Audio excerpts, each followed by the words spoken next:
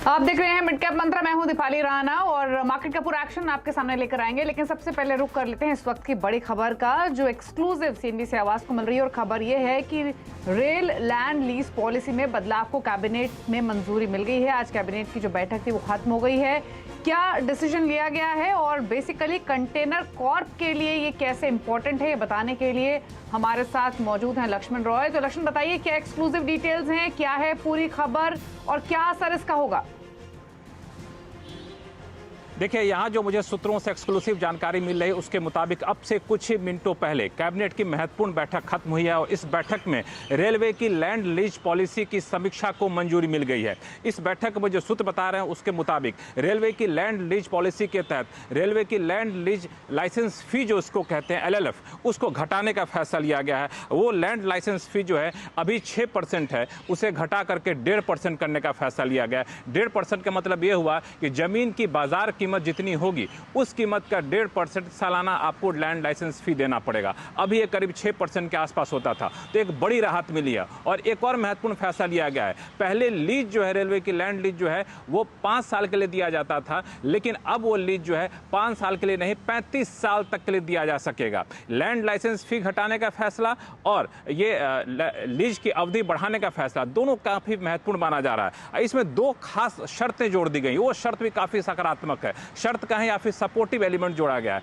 वो ये है कि जिन कंपनियों के पास अभी रेलवे की लैंड है पुराने लीज पॉलिसी के तहत, वो चाहे तो नई लीज पॉलिसी के तहत अपने आप को ला सकते हैं। जाहिर तौर से मतलब ये हुआ कि जो कंपनियां अभी पुरानी लैंड लीज पॉलिसी के तहत रेलवे की जमीन रख रही हैं वो नई लैंड लीज पॉलिसी में आ सकती हैं, आएंगे जाहिर तौर पर, चूंकि काफ़ी सस्ता ऑफर यहाँ पर मिल रहा है।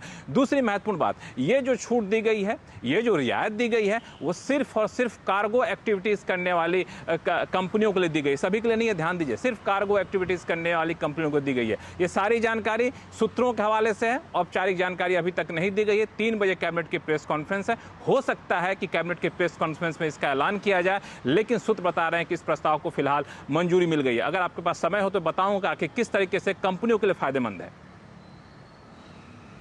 बताइए बिल्कुल लक्ष्मण कि कंपनियों किस तरीके से फायदा होगा, क्योंकि मुझे याद है जब इस बात का जिक्र हुआ था कि इस पॉलिसी में बदलाव हो सकते हैं, तो ये आकलन पहले से किया जा रहा था कि कई ऐसी कंपनियां हैं जैसे कंटेनर कॉर्प जिनको 15-20% तक का भी फायदा होगा अगर अर्निंग्स के हिसाब से देखें तो। अब आप बताइए कंपनियों के हिसाब से क्या मायने हैं, किन किन कंपनियों को फायदा होगा?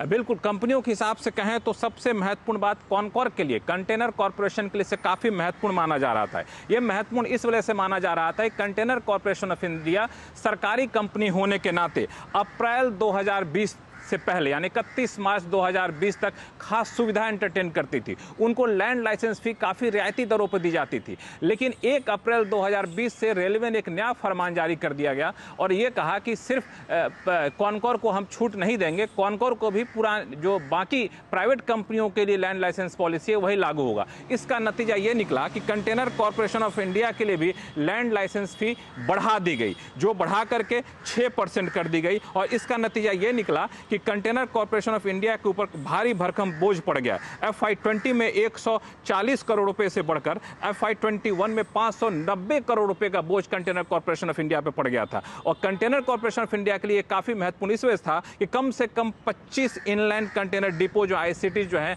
रेलवे के जमीन पर है कंटेनर कॉरपोरेशन ऑफ इंडिया के। और आज की तारीख में कंटेनर कॉरपोरेशन ऑफ इंडिया के लिए इसलिए भी ज्यादा महत्वपूर्ण है क्योंकि सरकार कंटेनर कॉरपोरेशन ऑफ इंडिया में अपनी हिस्सेदारी बेचना चाहती है 30.8% और अभी सरकार की हिस्सेदारी 54.8% है। और कंटेनर कॉरपोरेशन ऑफ इंडिया पर जब ये नई शर्तें लागू की गई थी अप्रैल 2020 में, उस वक्त सरकार कंटेनर कॉरपोरेशन ऑफ इंडिया के विनिवेश की तैयारी कर रही थी। इसके बाद विनिवेश मंत्रालय ने सख्त आपत्ति जताई थी। फिर रेलवे मंत्रालय, विनिवेश मंत्रालय, वित्त मंत्रालय में कई दौर की बैठकें चली। यहाँ तक इन्वेस्टमेंट एडवाइजर ने कहा था कि इस नई लैंड लाइसेंस पॉलिसी के तहत कॉनकॉर का विनिवेश किया जाना काफ़ी मुश्किल होगा। तो आखिरकार इस दबाव में आकर के और चारों तरफ से चौतरफा तरफा सुझाव लेकर के सरकार ने यह तय किया है कि लैंड लाइसेंस फी घटाया जाएगा, लैंड की लीज की अवधि बढ़ाई जाएगी। और महत्वपूर्ण बात, एक बात बताना भूल गया था कि अगले 5 साल में 1 2 नहीं 300 पीएम गति शक्ति टर्मिनल विकसित करने का फैसला लिया गया। टर्मिनल का मतलब हो गया कि आईसीडी, जैसे कि कंटेनर कॉर्पोरेशन ऑफ इंडिया का आईसीडी है, इस तरह से 300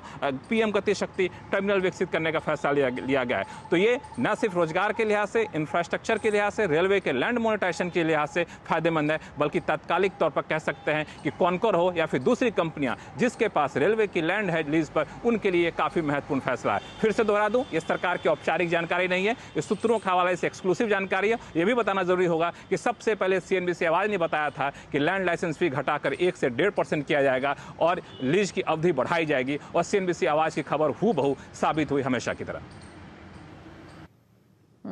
तो 700 के पार कंटेनर कॉर्प अब 704 दिन के ऊपरी स्तरों पर, एक शार्प स्पाइक स्टॉक में इस खबर के बाद आते हुए। और जैसे लक्ष्मण ने बताया कि जो लैंड लाइसेंस फी पॉलिसी है उसको तो लागू किया ही गया है, नीति आयोग ने पहले ही रिकमेंडेशन रखी थी। लेकिन जो बात लक्ष्मण ने बाद में बताई वो बहुत इंपॉर्टेंट है कि ये जो डाइवेस्टमेंट होना है कंटेनर कॉर्प का, जो सरकार को अपना हिस्सा बेचना है, उस हिसाब से के मद्देनजर भी ये इंपॉर्टेंट खबर है।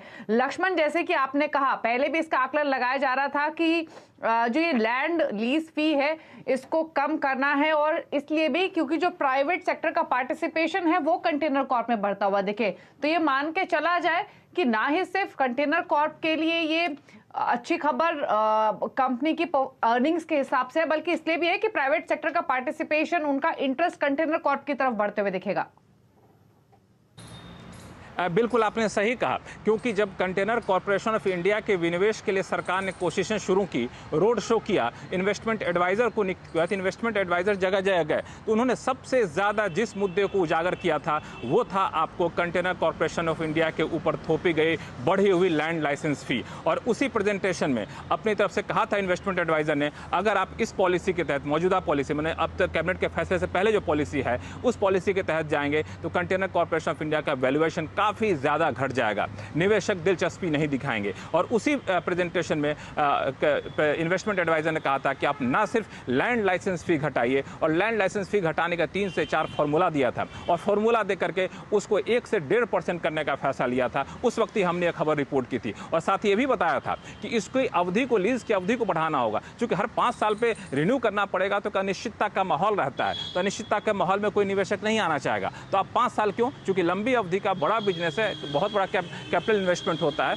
बड़े लंबी अवधि के बिजनेस होते हैं, तो 5 साल क्यों, कम से कम 35 साल किया जाए। तो आज वही हुआ, कैबिनेट ने 35 साल लीज की अवधि बढ़ाने का भी फैसला लिया। चूंकि ये सिर्फ कार्गो एक्टिविटी करने वाले कंपनियों के लिए फायदेमंद है, तो मुझे लगता है कि सबसे ज्यादा फायदा जिन कंपनियों को होगा उनमें से कंटेनर कॉर्पोरेशन ऑफ इंडिया और कार्गो एक्टिविटी करने वाली दूसरी कंपनियां जो रेलवे की जमीन को लीज पर ले रखी हैं। तो इससे कंटेनर कॉर्पोरेशन ऑफ इंडिया के विनिवेश का रास्ता काफ़ी साफ नहीं हो रहा है, बल्कि काफ़ी ज़्यादा आकर्षक हो रहा है। विनिवेश को बच्चे पर अब तक जो ठंडी पड़ी थी सरकार की गाड़ी, वो मुझे लगता है इसके बाद थोड़ी सी तेज रफ्तार पकड़ेगी। और रफ्तार तो कंटेनर कॉर्प का स्टॉक भी पकड़ रहा है, क्योंकि अब ये 709 पर कर रहा है कारोबार। गाबा साहब को जोड़ लेते हैं प्रकाशगाबा.com के। गाबा साहब, 709 पर है कंटेनर कॉर्प। जो खबर लक्ष्मण जी ने बताई वो तो बहुत इंपॉर्टेंट है ही,